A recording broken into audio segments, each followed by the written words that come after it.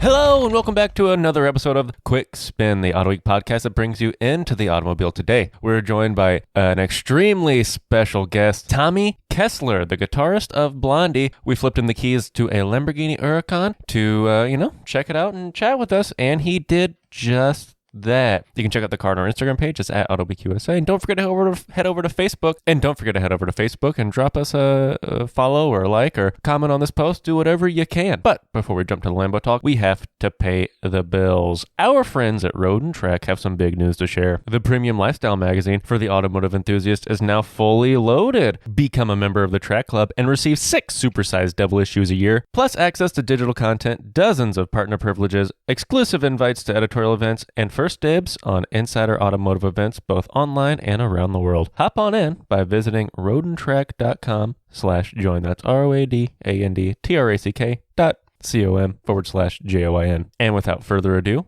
Robin, tell me about this Lamborghini. Hey, wait a minute here. There's another person in the room. What is it? No. No, there's nobody else here. It's just me. I'll happily tell you about who's that? Lamborghini. It's a nobody. It is definitely. I'm a nobody. It is definitely not a nobody. It is. Robin knows me. Robin knows me well. No, I'd be very happy to let a good friend and someone who needs no introduction, but you're about to introduce him anyway. Actually, talk about the Lamborghini. I step aside. Because we did not drive it. No, this time we actually gave the keys to a special guest, Tommy Kessler. Come on down. Oh, good. My proper introduction. Thank you. I appreciate that. I like that. I talked to the lawyers. We're not actually allowed to play the Price is Right music, but I think since it's parody, I'm allowed to say that. So, Tommy, you had a chance to drive the 2020, I believe, Lamborghini Huracán Evo rear-wheel drive coupe, a car, mind you, that we have had on the show before, but you gave such a good argument that you're going to take this to the Midnight Run show in New Jersey and show it off and take over our Instagram that I had to say, thank you, Robin, for setting this up. Because I had no real say in this, but I am appreciative. I thought you were going to disclose that you were the man that made this happen, but I guess it's still Robin. No, that is Robin. Robin is the grease that keeps these wheels spinning. But no, Tommy. Good. So tell me about this Lambo. Well, it's 2020. It was. I'm not going to butcher the name. It's the brand new yellow color that Lamborghini's doing. But it was. And honestly, I had it next to an old yellow Gallardo, and this yellow is stunning under all sorts of different light. It looks gold sometimes. It's a very pearl color at times. It really just depends on what lighting you have under it and or over it. And it was mind blowing. But now, the paint accentuates what is already a crazy shape, right? I mean, yes, that yellow paint wouldn't do much on a Corolla. Well, I mean, it depends on what trim level you have. But the Huracán shape, the Evo shape, and I believe that they redesigned. I want to say the front bumper and the rear diffuser on the rear wheel drive. Yeah, they gave it unique styling compared to the standard Huracán, both in the front and back. That's right. Yeah, but it is detuned slightly. You're dealing with just a little over 600 horsepower instead of 631.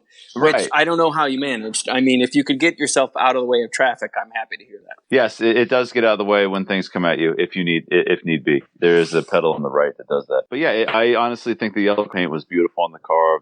The lines were great.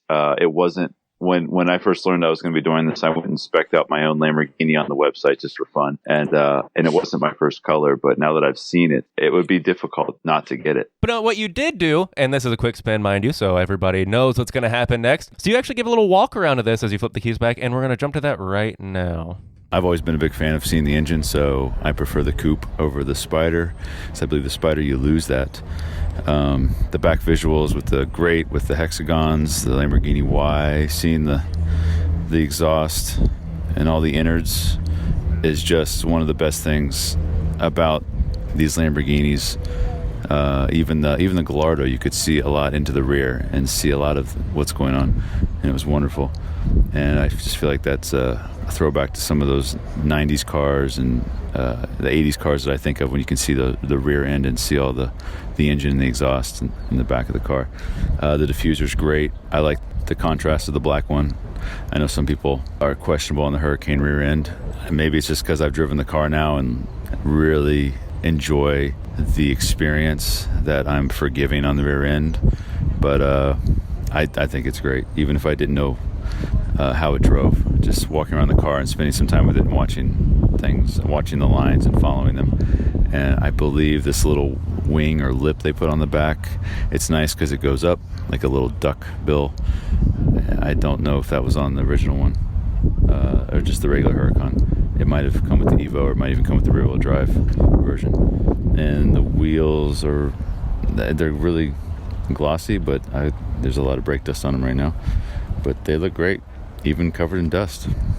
So it's a good thing for black wheels. You don't have to clean them very often when they're on this car. On my other cars, the Shelby, for example, you got to clean that thing every time because you want them to shine.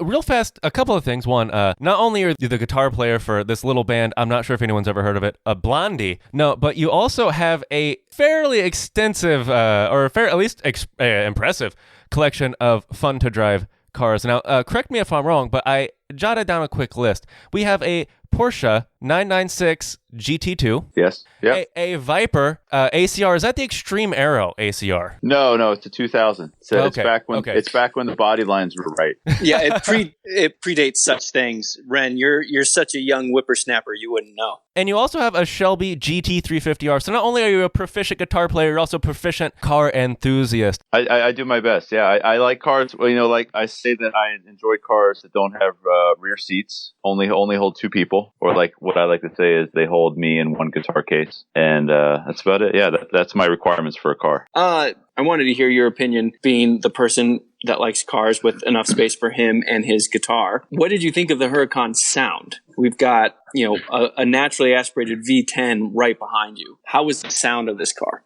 The sound of the car was amazing. The fact that it's, I try to get all of my cars to sound whatever the personality of the car is. The Viper, it has straight pipes, because when I see a Viper, all I think about that car should sound like a really mean Viper, a snake with a V10.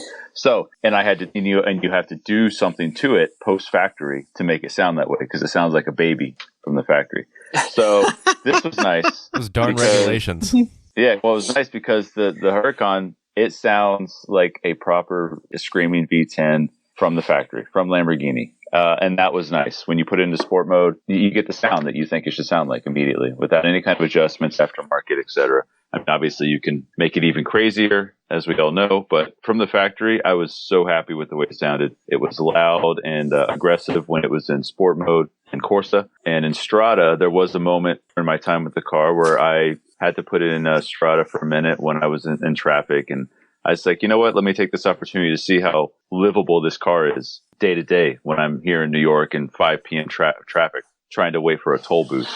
And I rolled the windows up, put it in automatic mode, and put it in Strada, and it really went away. So it's really great to have the yin and yang straight from the factory, which is nice. And speaking of driving it, again, this is a quick spin for those listening. That means you, so dutifully and much appreciatively, did a little recording while you were ripping around, and we're going to jump to that right now. So what do I really like about this car? It's great if you're a driver like I am that enjoys as much feedback from the car as you can get. I get in a car and the first thing I do is put it in track mode, and just kind of want to feel what the car does without any of the computers. And so I appreciate a car that gives me a lot of feedback and also responds the way that a car should, without any kind of contradiction or going against what I wanted to do because the computer says that it should. So this car has a lot of that, and it's great. I had a blast driving it, and it just, everything that it did exactly like someone would expect it to when they did what they did with the gas pedal or the steering wheel or the brake. Anyway, everything about it was great in that regard. Probably the most annoying thing that I found in the car was little thing. You know how in a lot of cars on the left-hand side of the steering wheel, you typically have a stalk that you push up or pull down, and the turn signals go on. Not in this car. It's on the left-hand side of the steering wheel. It's a little button that goes left and right, and then you push it in to cancel it, and it functions fine, but the ergonomics of where it's located is completely horrendous. If there's a young person in your life who's really into cars, give them the gift of R&T Crew, the ultimate subscription box by Road and Track for kids ages 6 to 10 every other month. A box is delivered to their door and is stuffed with cool accessories, fun activities, and a magazine chock full of facts, stories, games, and more. Sign up now and receive the all-new Need for Speed box and enter code AUTOWEEK. That's, of course, AUTOWEEK for 10% off an annual subscription. Just head over to rtcrew.com. That's rtcrew.com and use the code AUTOWEEK. With the collection of cars you have, you are offered, a particular window into the car driving experience, and you seem to have a good grasp on what is fun to drive. The question looming, is this Lambo fun to drive? Absolutely. Like I said, 100%. It's a blast to drive. It's very fun to drive. It's not fun to turn. It's not fun to turn on the turn signals, though. So let's do a quick comparison test, because you have that 996, 911 that Wesley you mentioned already, and you've got the Viper, but you've also have a 2017, I believe, Shelby GT350R. Yes. So in that frame of crazy fun cars to drive, where does this Lamborghini fall? Oh, that's a hard question. I know. That's why I'm here. Hard question. The tough ones. Yeah, because I just drove the Viper back to Ohio for 8.5 hours Sunday. So I spent a lot of time in that car. And then I drove the GT2 right back to it. I have to admit, I thought that, again, I don't know if this could answer your question, but after spending a weekend in the Lamborghini with the paddles and all the modern technology and literally, we're talking about right off the boat technology, right up to today's technology. Well, quite literally right off the dealership floor, right? So yeah. I mean, it's as modern tech as you're going to get. It has everything. I was really wondering how I would, because I knew on the next day I was driving the Viper for 8.5 hours, which is almost virtually nothing. And I was wondering how it would feel. And to be honest, I thought I was scared that I was going to get in the Viper and miss a lot of what I just drove. And I didn't. I mean, they're just so different that it's a different frame of mind that you get into when you get in a Lamborghini as opposed to the Viper.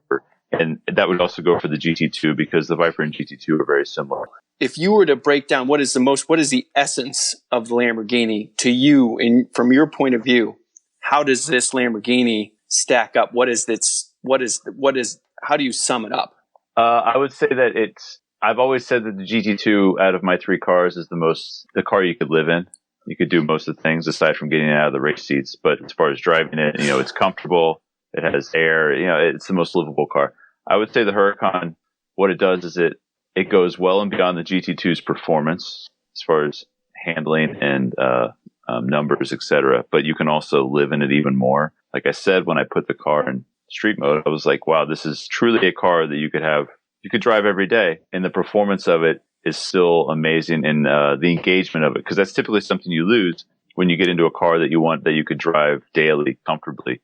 You lose a lot of the driver engagement when you're driving it. I feel like the Huracán didn't lose that at all. It didn't sacrifice driver engagement and emotion and personality to make it more livable when you need it to be livable. So I would, if I had to get rid of all three cars, I would say a Huracán would be an amazing replacement, because you could drive it. You could drive it, like the Viper, you can't drive at certain times. The Shelby, you definitely don't drive at certain times.